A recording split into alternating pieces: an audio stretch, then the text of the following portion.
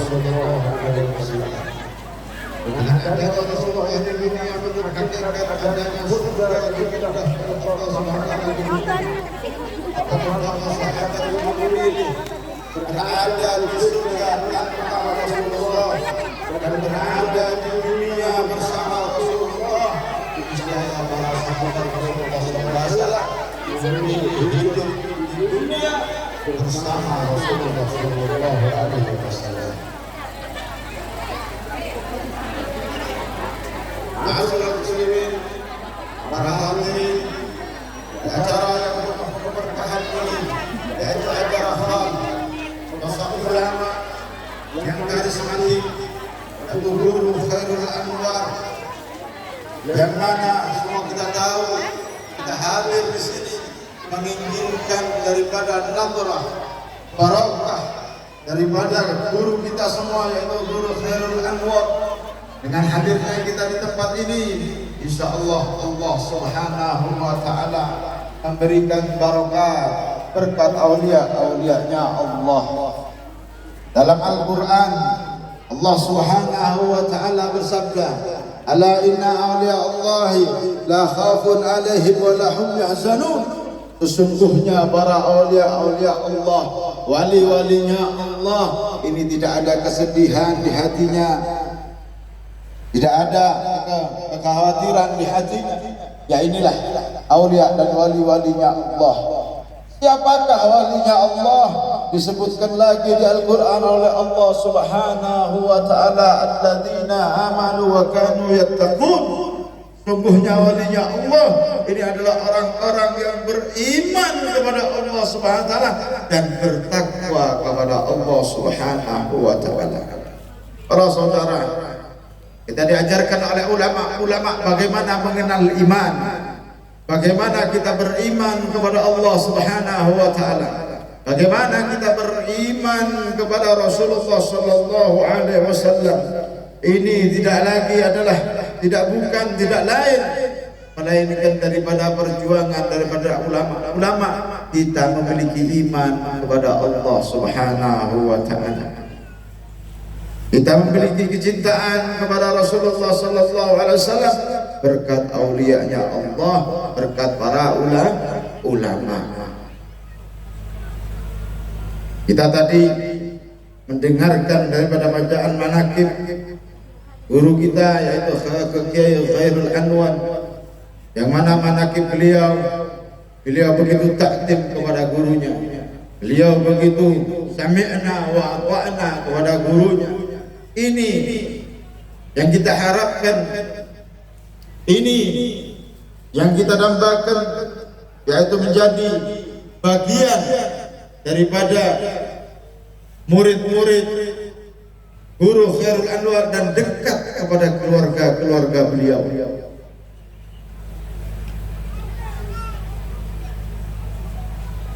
Beliau berguru kepada sosok ulama besar,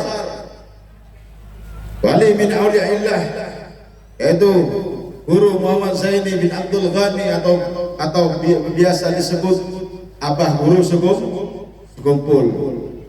Saya mengingatkan saudara, banyak daripada ulama yang mengarang kitab, banyak daripada ulama yang mengadakan seminar-seminar, banyak daripada orang-orang alim yang mengadakan daripada bashul masail, tapi sedikit dari ulama-ulama yang ulama mencetak ulama. Ulama mencetak ulama. Sudah dikisahkan daripada satu orang yang bertanya kepada Qutbil Irfan wa Ghathil Ibad wal Bilad. Bertanya beliau kepada Habib Abdullah bin Alwi al-Haddad, "Ya Habib Abdullah bin Alwi al-Haddad, engkau ini mempunyai karangan-karangan kitab yang luar biasa. Engkau memiliki rotek Haddad, memiliki kitab-kitab, banyak kitab-kitab yang beliau karang, yang beliau ciptakan." Lalu seseorang ini mengatakan kepada Habib Abdullah bin Alwi al-Haddad, "Ya Habib Abdullah bin Alwi al-Haddad, tapi gurumu ya Habib cuma punya karangan Rotib At-Tos." yaitu Habib Umar bin Abdurrahman Al-Attas. Apa kata Habib Abdullah bin Alwi Al-Haddad Sahidur Rasul? Kau tidak tahu karangan terbesar daripada Habib Umar bin Abdurrahman Al-Attas? Tidak tahu. Yang saya tahu cuma Rotib Attas. Apa kata Habib Abdullah bin Al-Haddad? Karangan terbesarnya beliau adalah aku. Kata Habib Abdullah bin Alwi Al-Haddad. Begitu juga abah guru saya ini.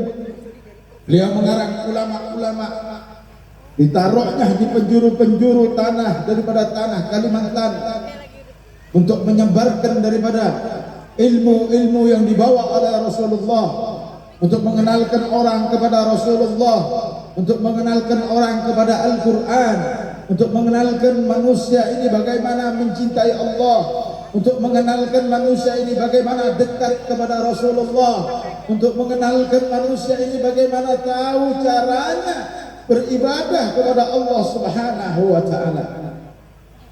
Berapa ulama yang beliau cetak? Salah satunya ada di hadapan kita, yaitu guru kita semua, yaitu guru Khairul Anwar. Alhamdulillah. Makanya barokahnya seorang guru, nadrahnya seorang guru, isyarah wal bisyarahnya seorang guru itu berada di anaknya dan berada di murid-muridnya. Kalau saya bertemu dengan murid-muridnya orang-orang Masya Allah, murid-muridnya para aulia Allah, atau anak-anaknya orang-orang yang begitu dekat kepada Allah Subhanahu wa Ta'ala, saya betul-betul minta doa kepada orang-orang tersebut supaya saya dijadikan orang-orang di dalamnya, yaitu di dalam sofnya orang-orang minas walihin. Seperti tadi malam saya bertemu dengan Kiai Abdullah Basa, yaitu salah satu juga murid dari Abah Guru Sekupul. Saya bersalaman dengan beliau. Saya mengatakan kepada beliau, salaman saya dengan beliau ini adalah menginginkan sambungnya saya kepada Abah Guru Sekupul, menginginkan barokatnya, menginginkan atarnya, menginginkan nadrahnya, karena dengan begitu saya insya Allah mendapat barokahnya. Juga di tempat ini kita duduk berziarah kepada Kiai Khairul Anwar, kita bermunajat, bertawassul, itu juga kita sambung kepada guru besar saya, itu Guru Sekupul, dan guru bersekupul juga bertawassul sampai ke Rasulullah Sallallahu Alaihi Wasallam, yaitu ikatan daripada ikatan batiniyah. Kalau cuma ikatan daripada ikatan zahiriyah, bisa hancur karena harta, bisa hancur karena kedudukan, bisa hancur karena sesuatu, karena dunia.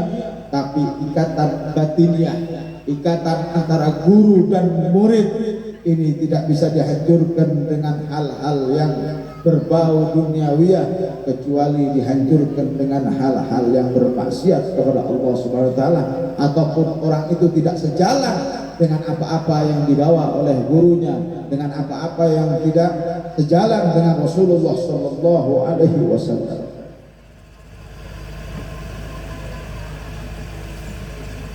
Para hadirin, banyak orang cuma tahu bagaimana menceritakan dirinya dan juga manaqib daripada aulia-aulia Allah. Bagaimana Kiai Khairul Anwar mendapatkan daripada kemuliaan, ilmu, darajat, magom, sampai seperti magom, sampai beberapa ulama mengatakan ada yang mengatakan bahwasanya beliau ini salah satu dari wali min auliyaillah. Bagaimana ciri-ciri daripada wali min auliyaillah? Salah satunya apabila wali ini menghidupkan satu tempat, tambah lama, tambah tahun, tempat ini menjadi tambah hidup, seperti tanaman yang disiram, dipupuk dengan iman, dipupuk dengan ketakwaan kepada Allah Subhanahu wa Ta'ala, maka tanaman ini menjadi berkembang biak dan berbuah, dan biji-biji dari buahnya ini menimbulkan tanaman yang sama. Nah inilah yang ditanam sekarang oleh Kiai Khairul Anwar, yang mana diteruskan oleh anak beliau Guru Zailani, bertambah besar dan bertambah lagi manfaat daripada ilmu beliau yang dibawa daripada guru besar saya itu Guru Skumpul. Alhamdulillah. Kadang banyak orang yang mengatakan, ya Habib, kita ini bukan keturunan dari keturunan guru-guru, kita ini bukan keturunan dari keturunan habaib, kita ini tidak tahu keturunan dari mana. Yang saya tahu, saya ini orang Islam. Bagaimana caranya saya ini supaya bersambung kepada Rasulullah Sallallahu Alaihi Wasallam? Mau tidak punya nasab, bernasab kepada Rasulullah? Gampang caranya. Dalam hadis Rasulullah Sallallahu Alaihi Wasallam bersabda, "Abuka thalathah," kata Rasulullah. Bapak kamu, ayahmu ini ada 3, kata Rasulullah Sallallahu Alaihi Wasallam. Yang pertama adalah ayah kandung, kedua ayah mertua, yang ketiga guru. Jadi nasab itu ada nasab daripada anak dan ayah, ada nasab yang namanya nasab antara murid dan gurunya. Kita ambil nasab daripada guru kita.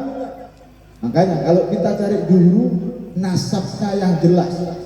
Nasab gurunya dapat ilmunya dari mana? Nah, dengan dapatnya kita bernasab dengan guru-guru mulia, kita bersambung kepada Rasulullah Sallallahu Alaihi Wasallam. Apa kata Rasulullah? Barang siapa yang bersalaman denganku dan orang itu bersalaman lagi dengan orang yang bersalaman denganku, dan bersalaman terus, insya Allah dapat syafaatnya Rasulullah Sallallahu Alaihi Wasallam. Kita bersalaman kepada ulama, itu kita ingin atharnya Rasulullah Sallallahu Alaihi Wasallam. Di tangan-tangannya ulama itu berada daripada athar-atharnya Rasulullah Sallallahu Alaihi Wasallam. Al ulama warathatul anbiya, ulama pewaris daripada nabi.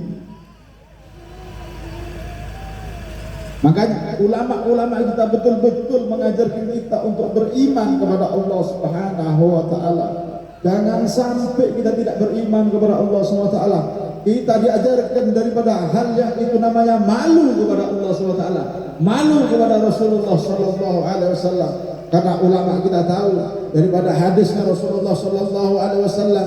Rasulullah Sallallahu Alaihi Wasallam bersabda, "Al-iman wal haya fil gharami." Sesungguhnya iman dan malu ini adalah satu ikatan. Fa idza suliba ahadahuma tabaul akhar. Apabila ditarik salah satunya, maka ikut yang satunya. Kalau imannya ditarik oleh Allah Subhanahu wa taala, rasa malunya juga ikut. Kalau ditarik rasa malunya, imannya juga ikut. Kita tahu orang-orang yang tidak punya malu kepada Rasulullah Sallallahu Alaihi Wasallam, yang selalu menghina aulia Allah, yang selalu meremehkan warathatul anbiya, pewaris-pewarisnya Rasulullah, yang selalu meremehkan ulama-ulama Allah, yang selalu meremehkan orang-orang yang berada di syiarnya Rasulullah. Hati-hati. Banyak sekarang orang-orang yang banyak meremehkan ulama. Kadang orang ini punya kedudukan, punya daripada harta benda, kadang ulama diremehkan. Ulama diremehkan. Dan orang-orang kadang mengatakan, bulan meremehkan ulama ini, bulan menghina ulama ini. Apa kalau katanya orang Banjar, kualat, tulah ya? Ini orang kok tidak kena tulah, Habib? Apa bahasa Banjarnya? Kualat, katulaan, Habib. Saya tidak begitu bisa bahasa Banjar. Kalau bahasa Madura saya pintar. Saya bicara bahasa Madura di sini tidak ngerti semua akhirnya. Oke. Tapi insya Allah bahasa apapun, buku apapun, kalau kita ada di satu bendera la ilaha illallah Muhammadur Rasulullah, mengharapkan syafaatnya Rasulullah, kita semua bakal berkumpul dengan Rasulullah Sallallahu Alaihi Wasallam. Jadi kok gak ketulahan orang ini? Dipikirkan biasanya orang itu kalau membahas masalah ketulahan, ada yang ditabrak, ada yang sakit, ada yang kecelakaan. Sampai tahu kualat atau ketulahan yang paling dahsyat dari Allah Subhanahu wa Ta'ala itu apa? Begitu dia su'ul adabnya kepada ulamanya Allah, begitu dia tidak punya akhlak kepada aulia Allah, dimatikan hatinya oleh Allah Subhanahu wa Ta'ala. Yang halal, yang haram sama saja. Mau sholat tidak mau sedekah tidak mau hadir majelis taklim tidak mau hadir majelis zikir tidak mau majelis maulid tidak mau hadir ke masjid tidak mau, senang ke hal-hal yang berbau maksiat, lebih asik ke tempat-tempat mesku, lebih asik bergaul dengan orang-orang yang jauh dari ulama, jauh dari Allah Subhanahu wa Ta'ala, tidak dikasih jalan oleh Allah Subhanahu wa Ta'ala untuk duduk di tempat yang mana hatinya dibukakan berkah oleh Allah Subhanahu wa Ta'ala.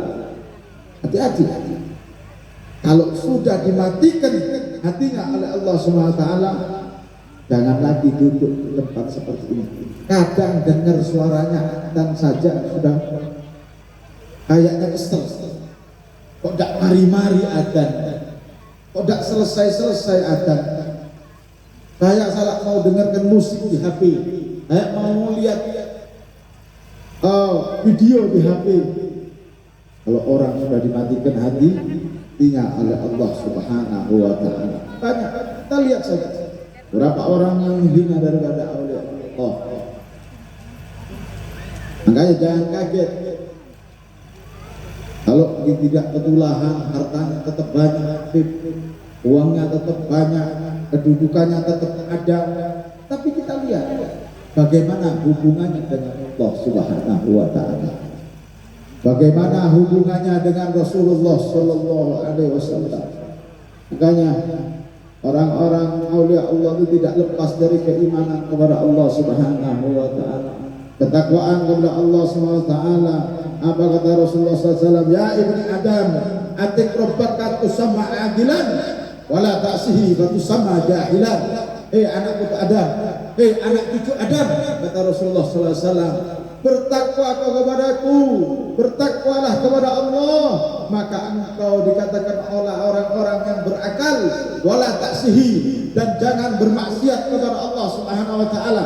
Kalau kau bermaksiat kepada Allah Subhanahu wa Ta'ala, atau sama jahilan, maka kau dinamakan orang-orang yang jahil. Jadi kalau kita mengukur orang-orang yang berakal dan orang-orang yang jahil, cukup kita lihat bagaimana takwanya kepada Allah Subhanahu wa Ta'ala. Bagaimana caranya dia memperlakukan Rasulullah, bagaimana caranya dia memperlakukan ulama, bagaimana caranya mereka memperlakukan ahli bait Nabi Muhammad sallallahu alaihi wasallam. Bukan yang berdasi, saudara, yang dikatakan orang-orang yang punya akal. Walaupun itu berdasi, bermobil mewah, berumah mewah, bergaul dengan orang-orang yang mewah, tapi kalau dia tidak bertakwa kepada Allah SWT, dia dikatakan orang-orang bodoh. Walaupun dia menjadikan dirinya orang-orang yang biasa di dalam ekonomi, biasa di dalam pergaulan, tapi hidupnya